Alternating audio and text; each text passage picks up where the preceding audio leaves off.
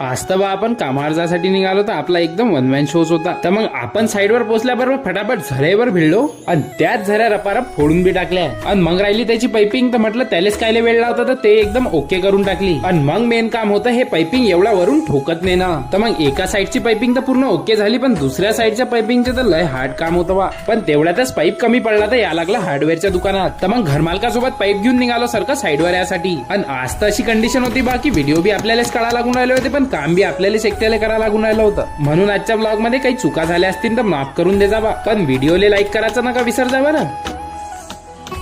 आणि मग तर इथं बोरायचं झाड दिसलं तर आपल्या कोणतं काही राहिलं नाही झालं भाऊ. आणि बोरं गिरं तर खाऊन झाले, पण हे रिकामे कामं करायला लागले ना. काऊन की तसा या शिडीवरून पाशी हातच नाही पुरून राहिला होता, तर हा जुगाड करायला लागला ना बाबा. तर मग काय ह्या जुगाडावरून पाईप जोडणं तर एकदम ओके झाला. आणि इकडे तर घरमालक निरा पतंगावर पतंगा पकडून राहिले होते भाऊ. आणि मग आलो ह्या आर्मी मॅन कमलेशच्या घरी. काऊन की हा सुट्टीवर आला तर आपल्याला म्हणे एक ई व्हेकल घ्यायची आहे. तर मग ई व्हेकल चार्जिंग साठी इथं एक बोर्ड लावून दिलं.